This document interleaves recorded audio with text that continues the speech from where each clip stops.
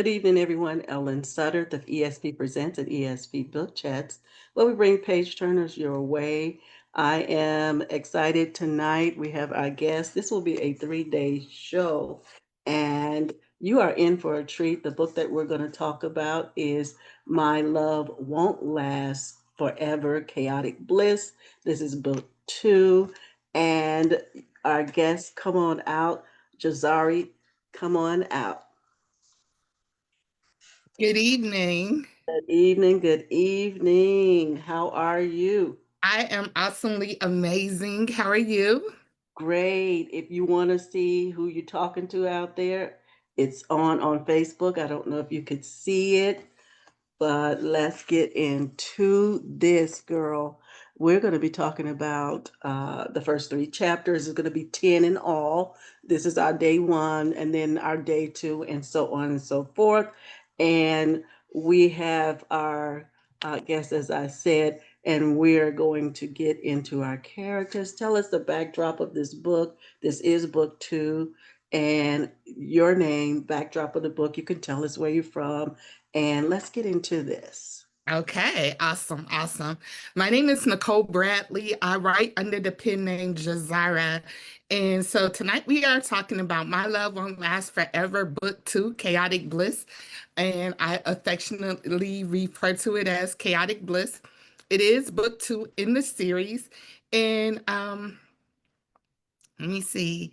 Oh, where we are. So, where we are in this book. Okay, so it's very interesting. Chapter 1 starts with Aris.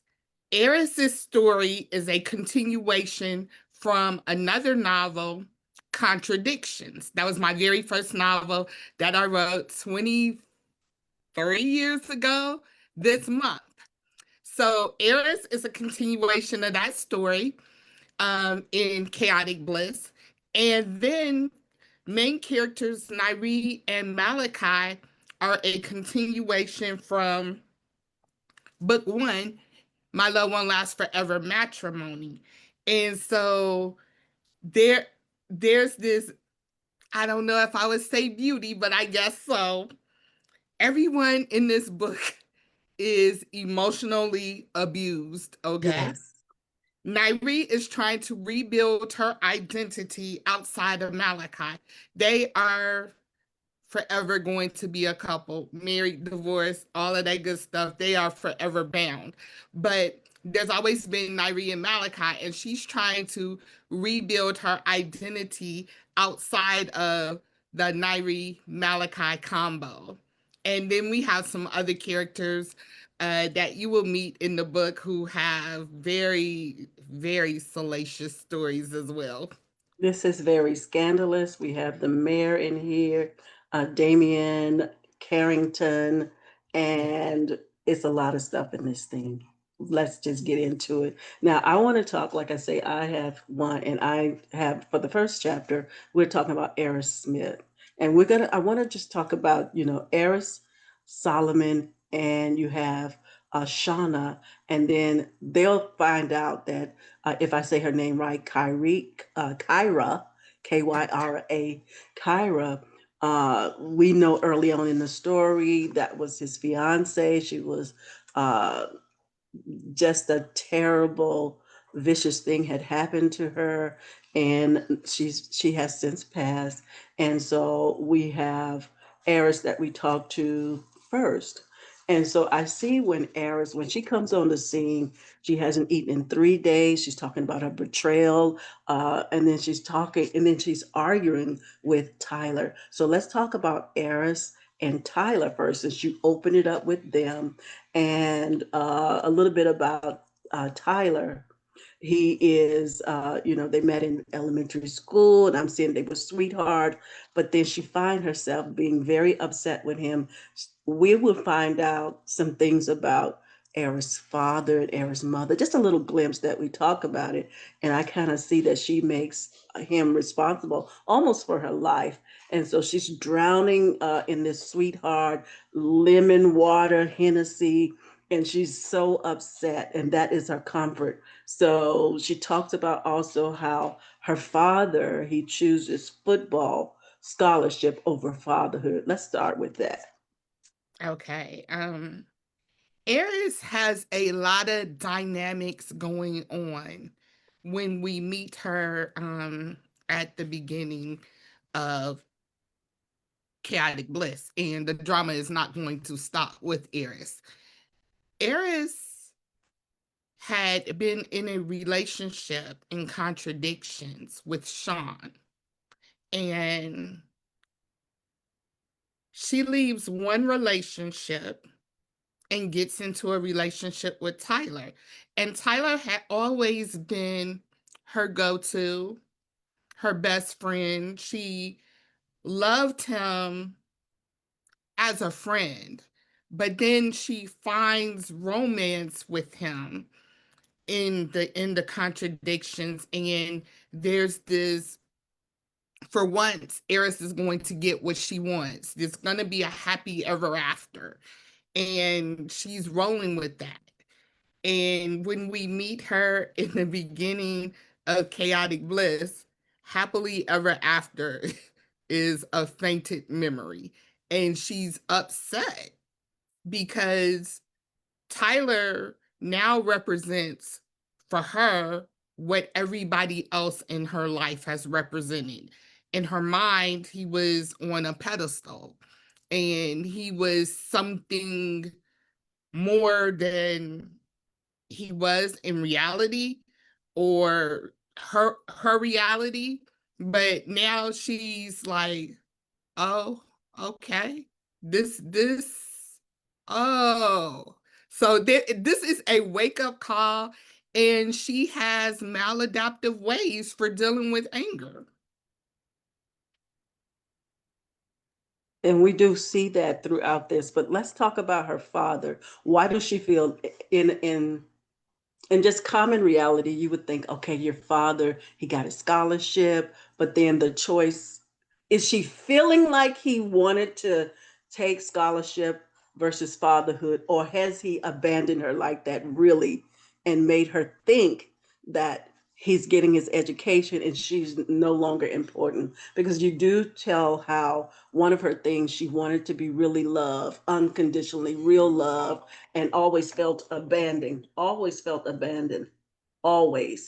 And so I'm sorry about that. So let's talk about that. For Eris, she's never known her father. She's never had a relationship with her father. So before she was even born, her father was gone. And so she doesn't have that connection, that father connection to a male figure. Her mother abandoned her. And so there's this theme in her life that everybody leaves me.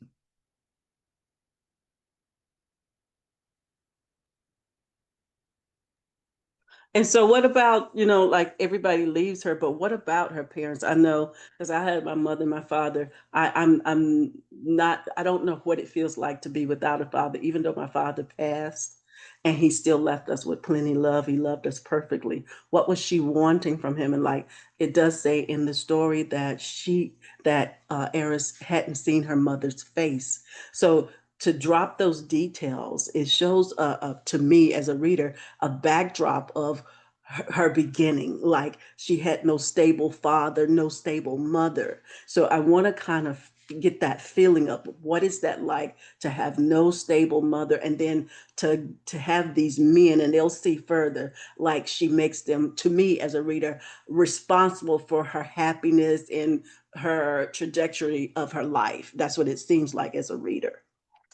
Yes, the only stable person that Eris has had in her life is her aunt Trina, and her aunt Trina, her aunt Trina has sacrificed a lot for Eris to exist, and Eris doesn't really see that sacrifice that her aunt had to make. Her aunt has a trauma story as well. And she had to really put her trauma on the back burner and raise Eris. And Aris doesn't really see it from a point of, I know I didn't have this, I know I didn't have that, but I had a stable home. And the setting takes place in Gary, Indiana. And so her aunt had a really good job in the steel mill, but her aunt had to leave college when some traumatic things happened and take care of Eris. So Eris has never really lacked in things, but she's lacked in family because all she had family wise is her aunt. And so she's grown up seeing people with what we consider to be a traditional family structure, and she wanted that. And then um she gets in these relationships with men hoping that's going to fill a void. And when there are only certain things that can be filled by you. And so she she's in her early 20s. She's not doesn't have the maturity yet to recognize that. So whatever she's missing, she's hoping that people will come in and feel that. And then she gets disappointed and it becomes a recurring theme. And eventually she has to mature and look at that and deal Mhm. with that. So are you showing in some kind of way, again, me as a reader, what happens to little girls that don't have the father and they searching for that guy in her life? Because you also show in there that she, Aris, thought that Tyler would break the pattern of the cycle. So where did she get that from without having that stable figure that this man is the rescue of a pattern breaker? Well, Tyler had been her best friend. And so in times past, he had been very stable, he had been very dependable. And so her she can only go to what she knows. So what she knows is he's always been a stand-up guy. I could always count on him. And so then she creates this fairy tale in her mind, like this is Prince Charming, and there's going to be this happily ever after. And she doesn't realize Tyler has his own stuff that we Yeah. find out about. And I'll let the readers connect those Yeah, dots. let's not give it all away. And Yeah, so I this will is let the them last. connect those dots. From this, we'll go to Solomon, but I want to talk about some things that that Eris kind of put quotations in her mind. She said that something always go wrong. That's from her aunt. That echoes in her head. What's so wrong with me? And then she talks about why did everyone leave her? She only wanted love in her life. So those things are echoing. Um, did her Aunt Trina put those there? Or what was that echo? Was it coming from something in her mind? Or why did she think of it that way?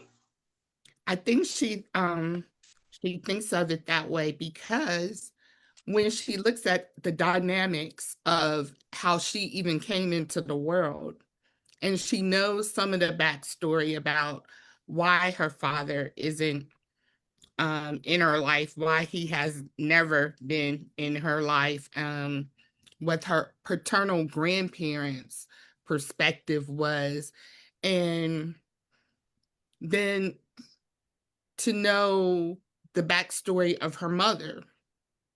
And you get a lot of that in Contradictions, the first book, but to know the backstory of her mother and what her mother does, and there are other children that have a relationship with her mother. She has this feeling like, hey, maybe I'm not worthy of love because Wow. look at the patterns. My own people who brought Mhm. me here are not even here for me. Wow. We're gonna go over to Solomon, Okay.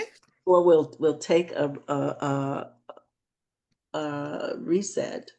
All And right. to Looking On. We thank you guys for being here, and we thank you for looking on. We're talking about uh, My Love Won't Last Forever, Chaotic Bliss, Book 2. And I know you're going to get me. I know you're going to get me. Nicole, I know you're going to get me. I'm going to go. Zara? But I want to talk about this, and we are dropping that. But Solomon, a lot of facets to him. Solomon was the man, aka he was known as Money Man James. Yes. Also, he was known as the brother with the golden touch. Now, I want to give these backdrops so the readers can see what he now how he feels like a has been. But he had that golden touch when it comes to business. He had his MBA from Howard, and also he said it looks like it when it on his wall. It's just like a memory, and all of this spiraled down uh, from this was all happening before things happening and moving before him. And then after Kyra's death, he just kind of lost it all. You know, Yeah. he could walk in a boardroom and he could kind of like hold that down, and he can also have that where the funds, you know, it was good as an executive hanging on every word, had executive hanging on every word, good with investment strategies and market forecasts. And now he's struggling. Let's talk about Solomon. Yes. I like Solomon. I do. I really like Solomon as a person.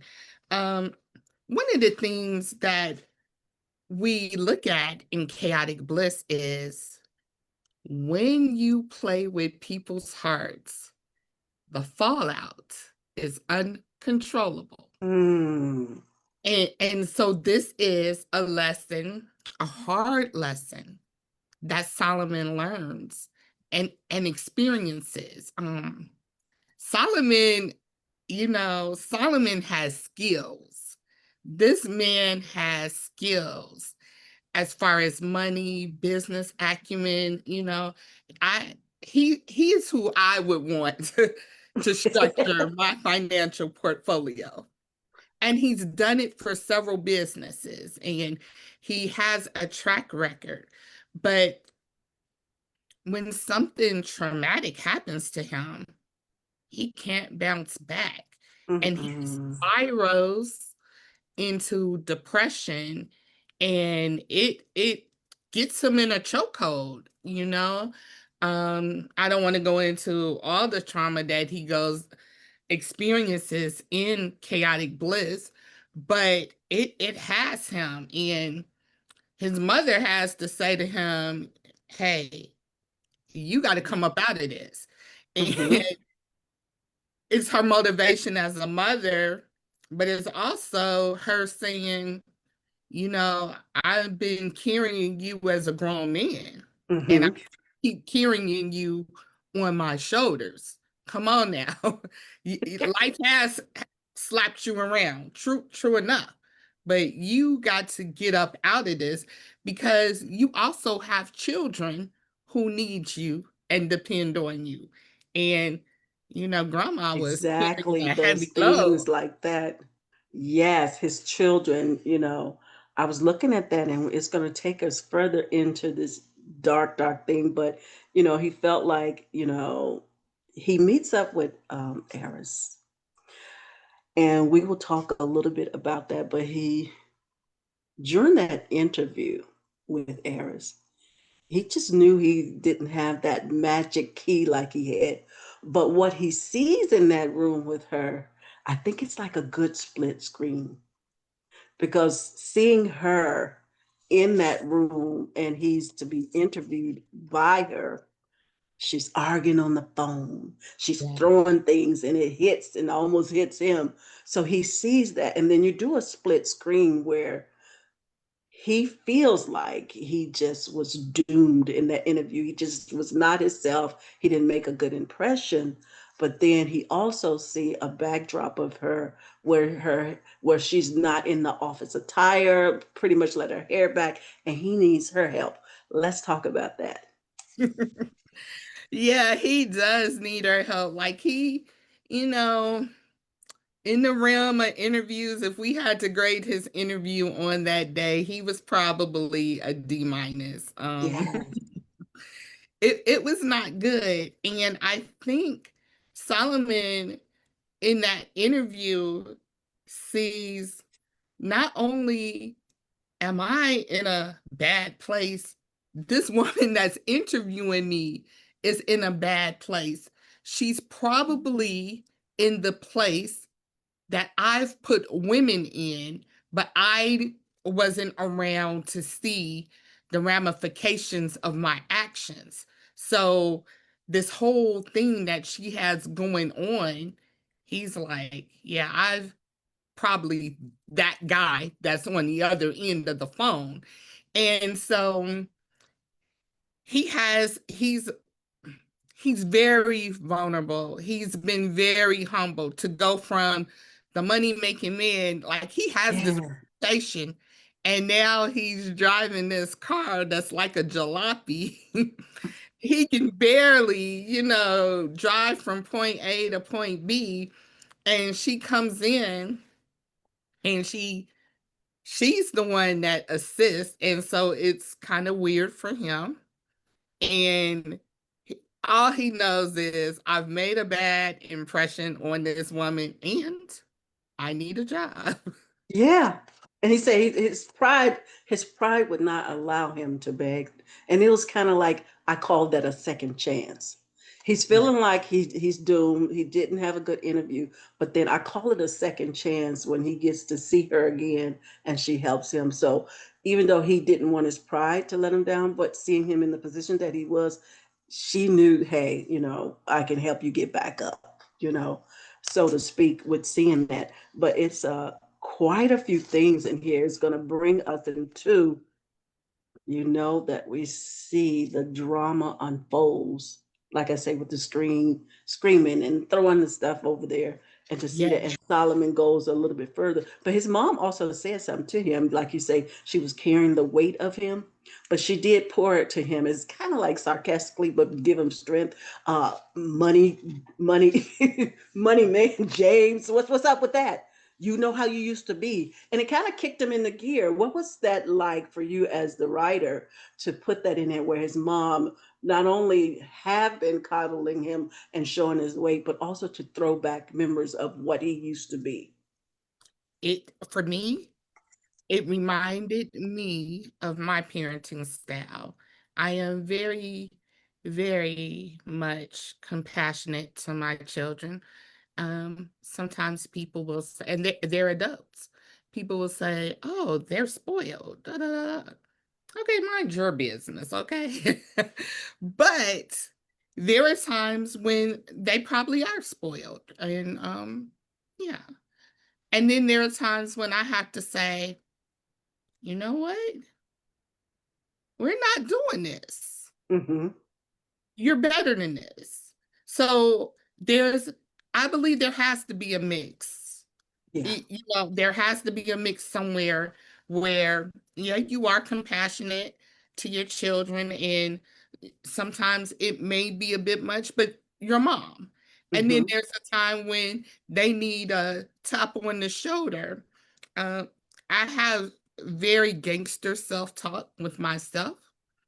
And so I don't think there's too much somebody could say to me that would ruffle my feathers compared to what I say to myself. And so Mm-hmm. there are days where I'm like, oh man, da, da, da, da, da. You can run down this sad story or whatever. And then there are days when I'm like, remember who you are, Yeah. Yeah. get up and let's go. And so that's this mom, she's Yeah. like, we've been babysitting your pain. Your pain is legit. It is. But Mm-hmm. I can't allow you to wallow in this for the rest of your life. So True. she kind of has to run down his resume to him to get him to remember who he was before this traumatic incident happened in his life. You do show in there Damien. Now you show it's in the beginning. I'm not giving it away. You gave it to us early, where you show it's. I'm glad you did show that. So Miss Shauna gets into the picture. You Yes. know, we have Kyra who passed, but then we see a dynamics between um, Solomon and the mayor. Um, Okay, they have this woman in common, Shauna, yes. and you show not only Damien, but also Damien needs something. Well, Solomon needs something from Damien. And Damien needs something from Solomon as well. Exactly. Yes. Exactly. And so you see these two men who both have this one woman in common, who both fathered a child by the same woman. Yeah. You showed it early. I didn't want to talk about it, but then it pops in to let us know Shauna's story. Shauna's story, we're going to get there, but with it shows us them too. He has power, the mayor has power, and now Damien with his power, he goes back and he sees that he keeps Solomon in line. Yes. It's for some reason that he has, which they will see why Mhm. he has that much control of him to keep someone busy. Okay. But we see he has Malik, the mayor Malik as his. No, I'm sorry. Tyler is the mayor's daughter, and Malik is Solomon's son. So Yeah. not only do they are they together in crime, but they, if you look at it on a sibling aspect, they both have a child that are siblings. You know, Yes. really think about it that way. And so I saw that and I was like, oh my goodness. So there's some things that I took note of with that. You see, you have Solomon, he's about to be 30 years old, and he's looking at these things and he remembered his teacher. Now that he's down on the down stroke or on his Yeah. at the end of almost himself, he reached back into his thought way back in elementary school and middle school, depend on what school. Some people, well, we have sixth grade as middle school, so Okay. some, that's middle school for sixth grade. But he see that, and Mr. Francis, he tells him his prediction kind of runs in his mind because he was on the upscale at first. He got his career, he's Yeah. doing things well, but he also, you as a writer also put in there those prediction that teacher gave him. He'll probably have probably be dead by 25. He'll probably have sitting on the couch with one of his baby mamas. But he says to himself, after he's waddling, he's half right. You know what I'm saying? I do have baby mamas. I did do some myself. I am unemployed. Let's talk about that as he goes back, way back. Now he's an older man. Well, Yeah. much older than what he was. And you kind of shows us that back reflection of like someone said, you'll never be nothing. And he kind of reflects on that. Tell us about that. Why did you go there with him to show that backdrop of Solomon? I did that because I wanted Solomon. Solomon has a decision. Do I make the stereotype true? That I this man has said I wasn't gonna amount to anything. I was gonna be um where I'm from, we would say trifling. It was gonna be trifling. I was gonna be no good. And you know, there are those stories in the city of people like that, and there are stories of successful people.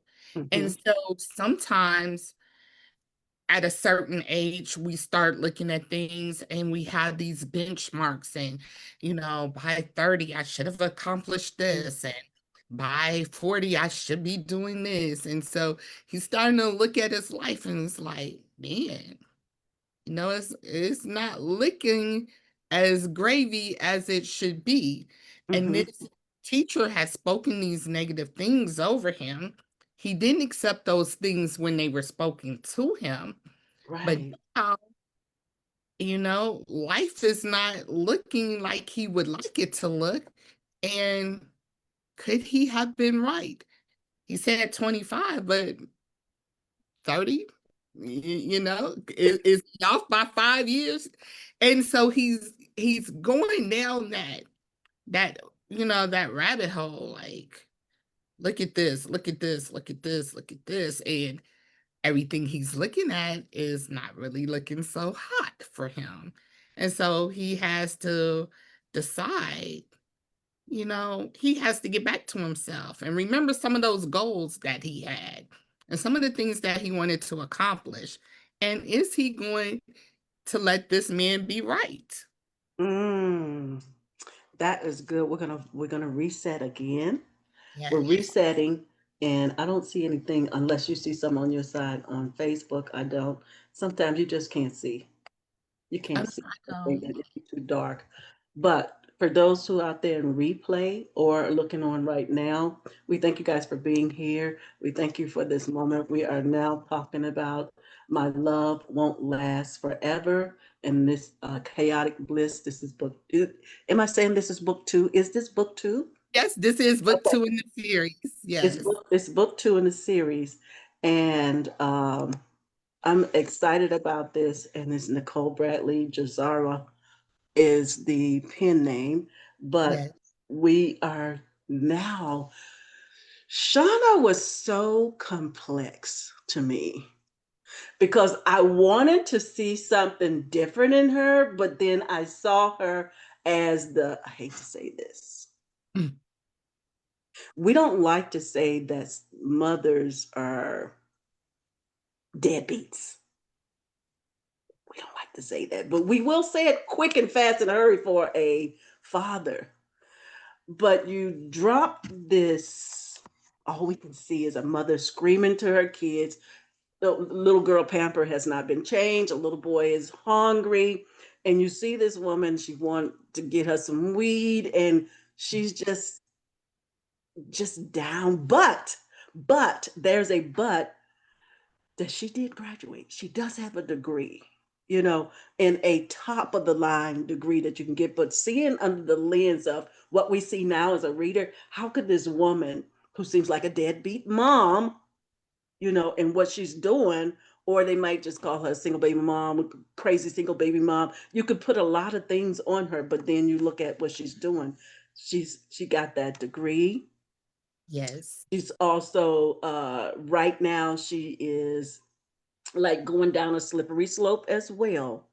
But as we talked about, there's some things going on her, and you tell us really fast. You tell us really fast what's going on. So I see this picture of a frustrated woman, like I said, her character would remind me of Daddy's Girl. I can't think of the lady in Daddy's Girl, Tyler Perry's movie, Daddy's Girl, and she had her three daughters. Yeah. I said, if this went with her film, I would definitely get her. She would play Yeah. Shauna really good. You know who I'm talking about. I do. But with her frustrated, unbothered, she seemed unbothered, deadbeat mom. And I don't know if I would really call her deadbeat mom, but she has some issues. And then she has, like I say, she has Solomon, a baby by Solomon, and also a baby by the mayor. You get really deep in here when you show us some things. She's bills are up the yang yang, but her father left her money. Let's Yes. talk about her father. And we do see a little bit further how Damien says that he wants her to be on his team. I don't want to go too far. So Hmm. then let her know that she has some wits about herself. She's not all what we see in the beginning. But let's talk about this money that was left for her. Let's talk about her father uh, as he left her some things. Okay. I really want to creep in here and talk about Gary, Indiana. And Yes. I'm going to set that up so that this makes sense for readers. So, Gary, Indiana is where the story takes place, it's the setting, but it's also the character. It's also a character. And I want to explain that. It's not just the backdrop of this story, it's a pressure cooker. Mm.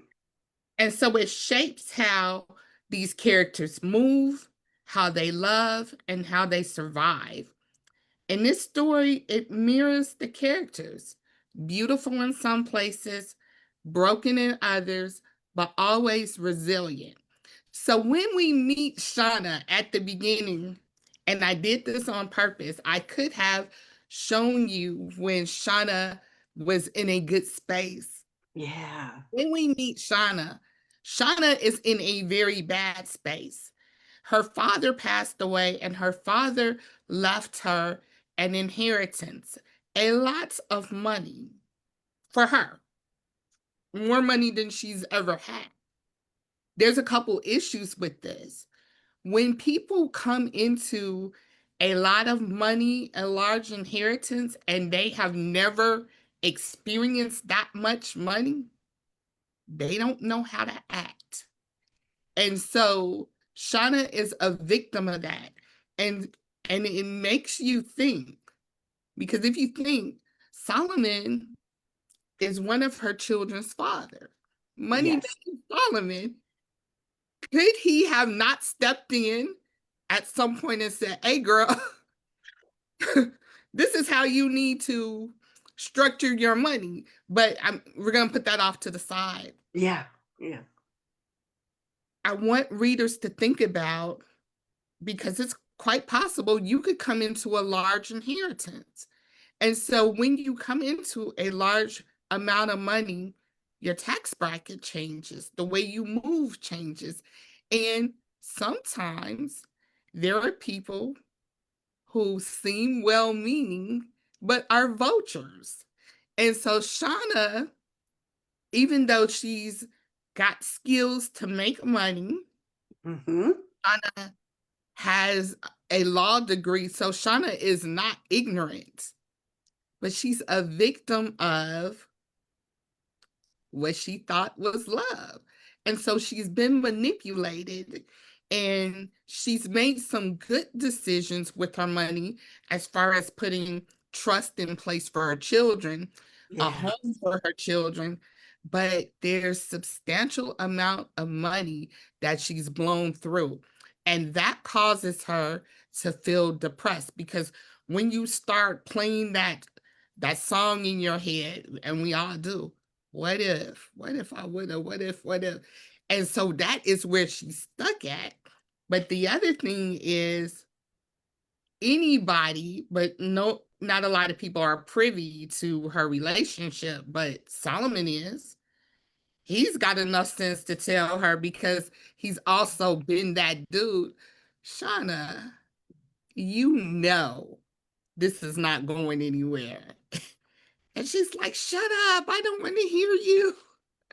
But yeah, and so she, every time she's about to make progress, Damien, and I never really thought that I didn't much like Damien, but he is like some of my other male characters, is very calculating but very smooth with it.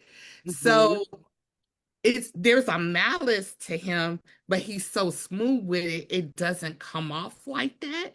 He's got definitely he has the gift of gab, and he's a nice looking guy. And so Shauna is just, whatever this man says, she's taking in. And us as the readers are going like, girl, you falling for that? And she's just like, but he said, and you're going like, you're smarter than this. What are you doing? Oh my goodness. It brings us more. You put us, Shauna had a lot to say. So now here's Shauna. When we talk about her complex relationship with the mayor, Damien Carrington, let's Yes. just drop his resume. You put it in Shauna's chapter. So we're going to unfold that. You talk about Shauna, she has a baby by him. Yeah. She knows he's married. Pretty much she's saying, and he knows he's married. You know what Yes. I'm saying?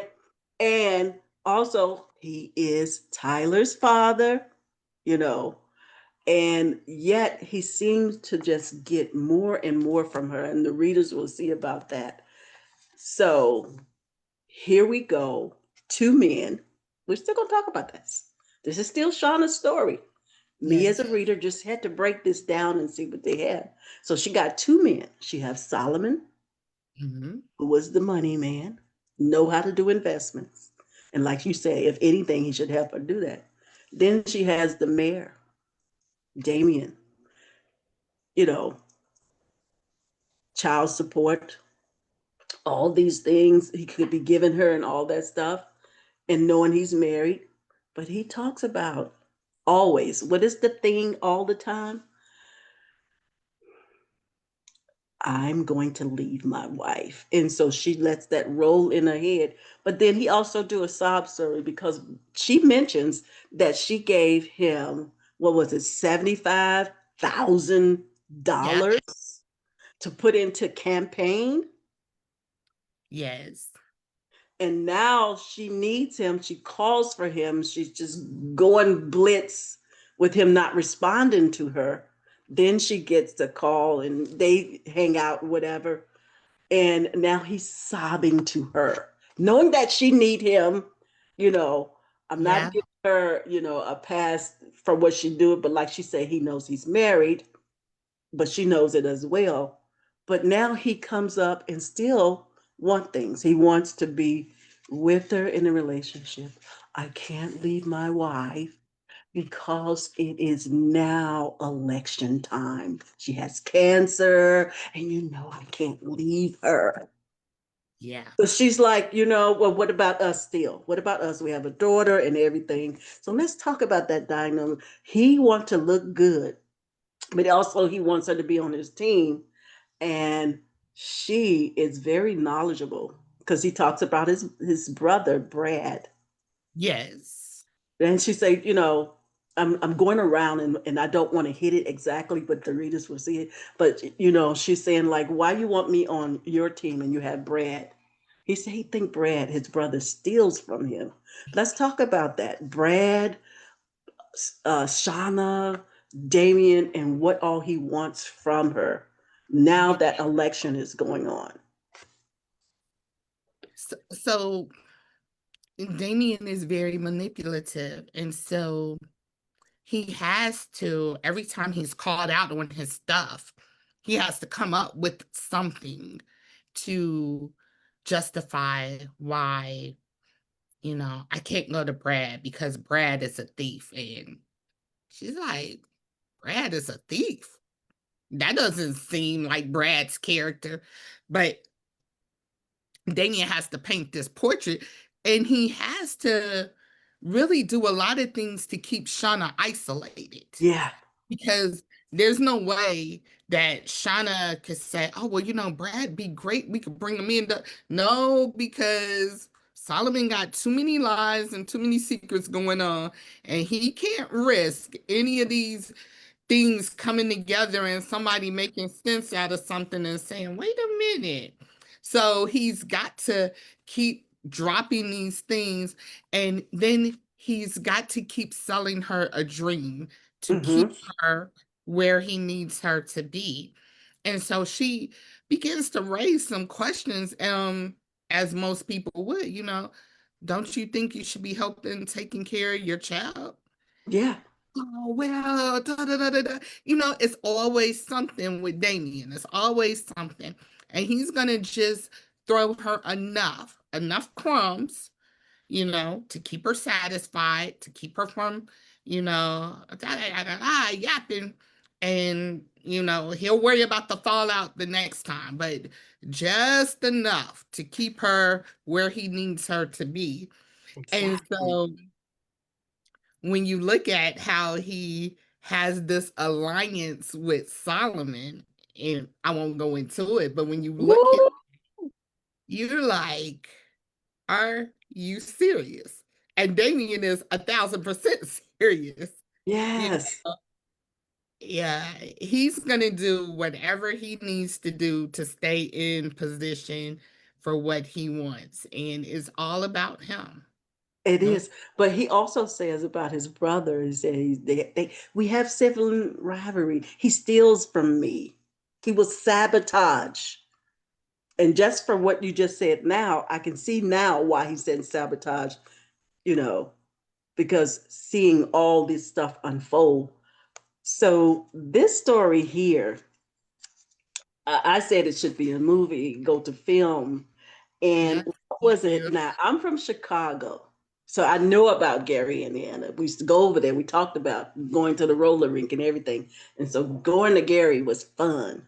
Yes. But what made you have this big, I guess I would call it empire or scandalous mayor? Because you know we had a scandalous mayor, DC mayors. And this is really scandalous when you got, the wife, the mistress who is pregnant, and now she's 2 years old. So nobody know but them. So what Mhm. was it about this fascination of having this like this where you see a mayor with slanderous stuff going on during the time of election or maybe before, but he doesn't want it to blow up because of his, election time. Gary is my hometown, and I've never seen a scandal like this in Gary, so I will say that.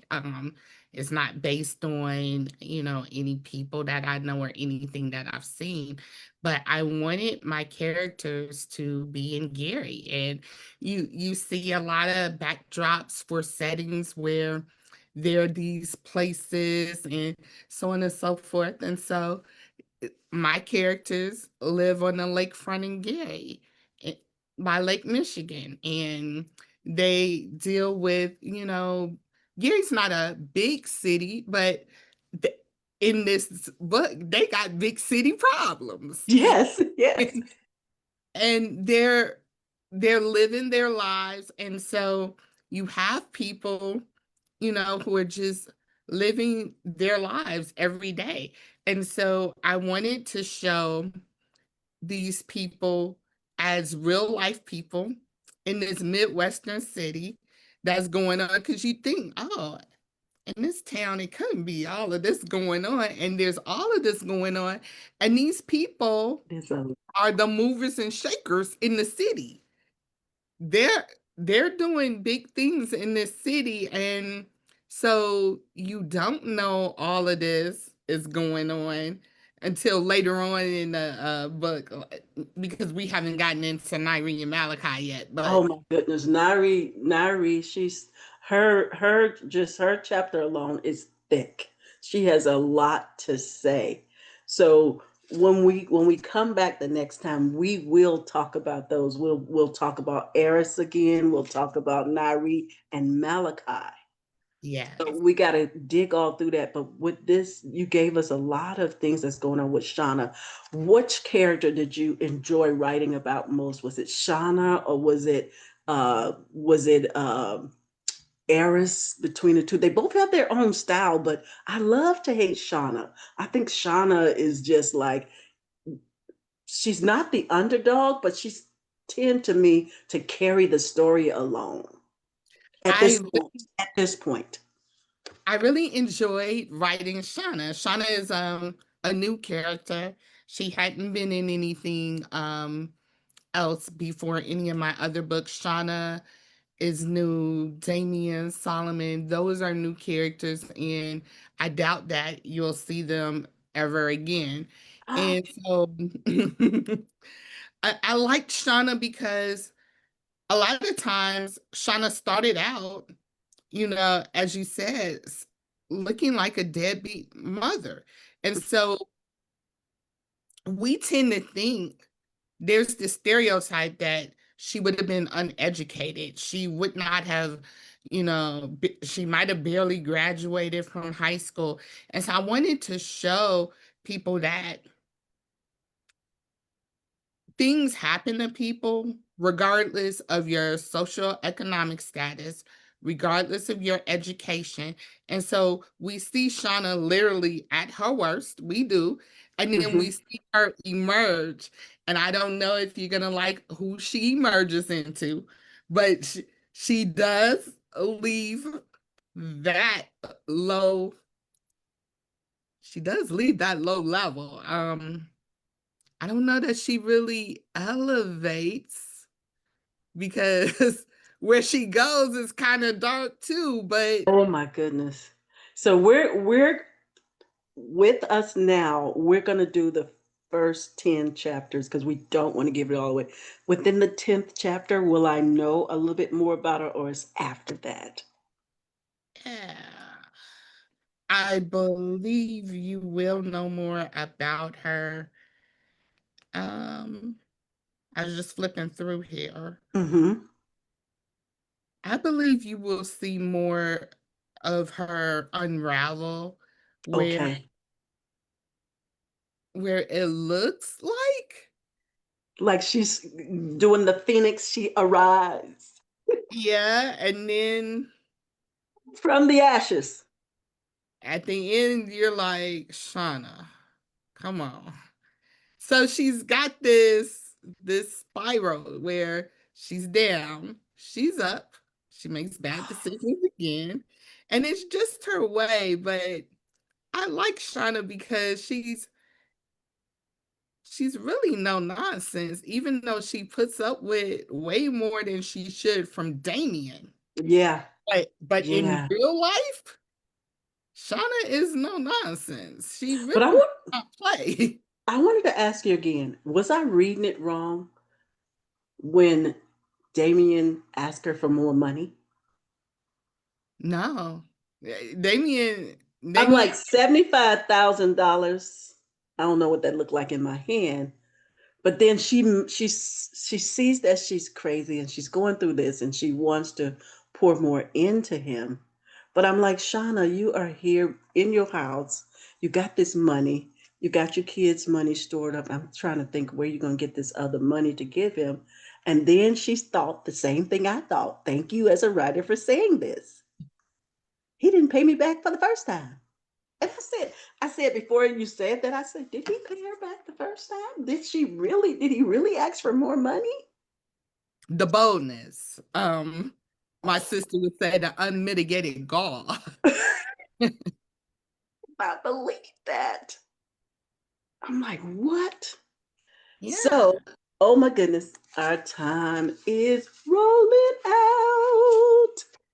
We will be back next time. What do you want to say with these three chapters as a takeaway with Shauna, Aris, and we have a little bit of Damon? What do you want your readers to know about this part, and what do you want them to take away?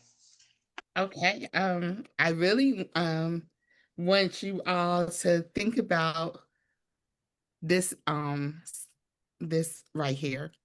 The cost of loving broken people. What does healing cost? What are you willing to pay? And loving someone who is still bleeding emotionally means you're going to get cut. Wow. Every character in this book learns that love has consequences, and we're just seeing it in these chapters right now. Wow. And it's only three chapters. This is plush. Only three. Tell us where we can meet you at or where they can find you, whether, and also before we leave, is something else you wanted to tell us? I believe you're doing audio or whatever. I almost forgot. And I looked at your face and I said, yes, we are mentioning this. Do mention Okay, it. so I am on Facebook, Nicole R Bradley on Facebook. I am Literary JAHZARA on Inst- no, Literary JAHZARA on TikTok. JAHZARA Bradley on Instagram. But really quickly, I also make candles. And so I wanted to mention this. We are doing a year-long narrative in fragrance. So I wanted to bring my candles and my writing together. So you every month in 2026, you get a candle of the month and you get a story, a short story featuring my characters Nyree and Malachi Chandler.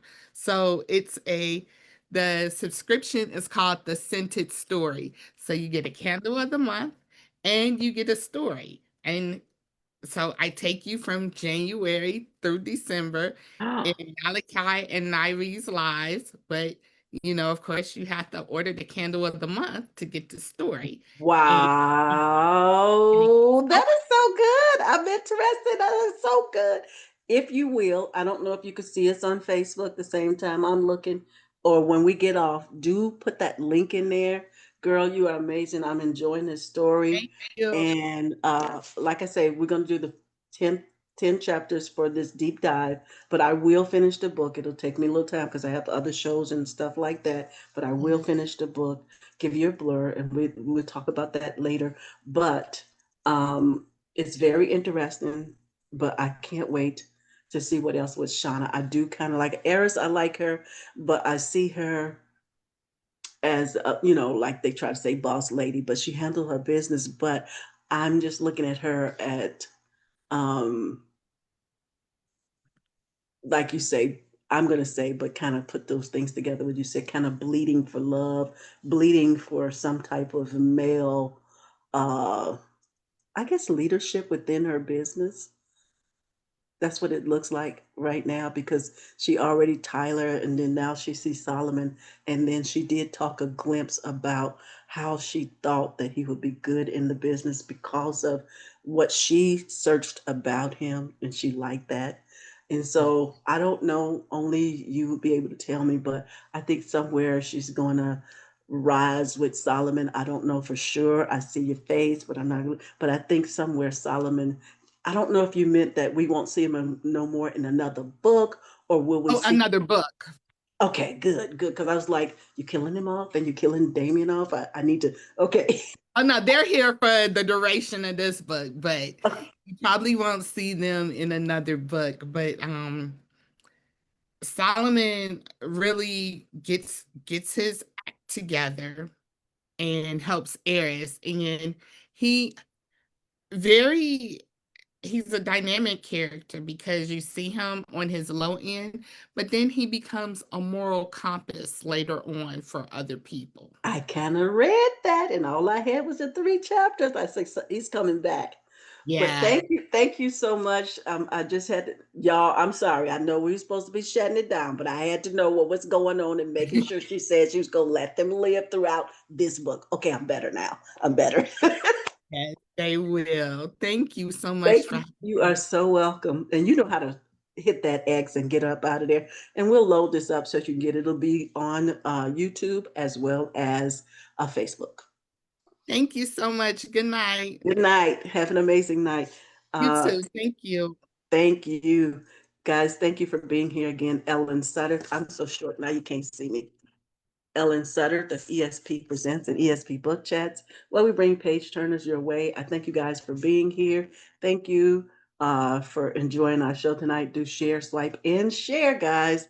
And also, we have in December, we're going to do the scout out shout out, sign up for that. You'll see some things out there that's talking about it.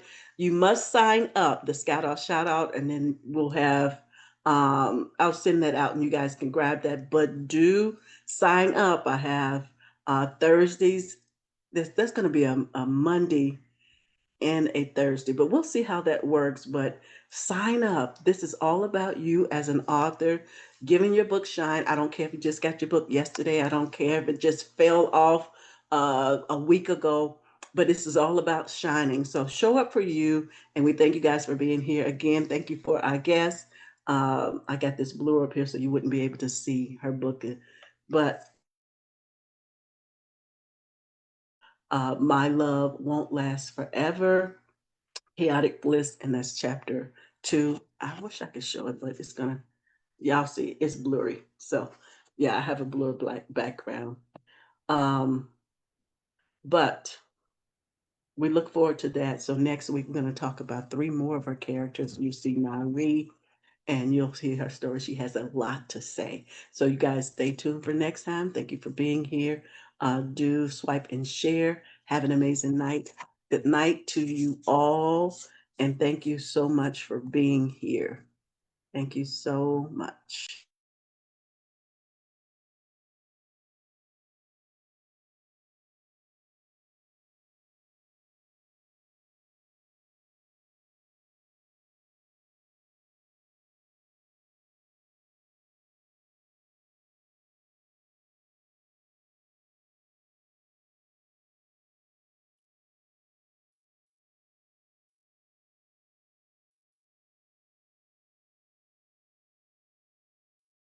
Thank you, God.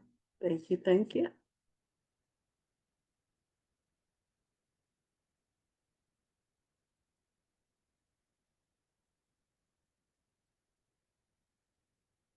I guess I have a new feature that I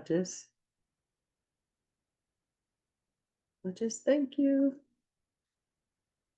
There we go.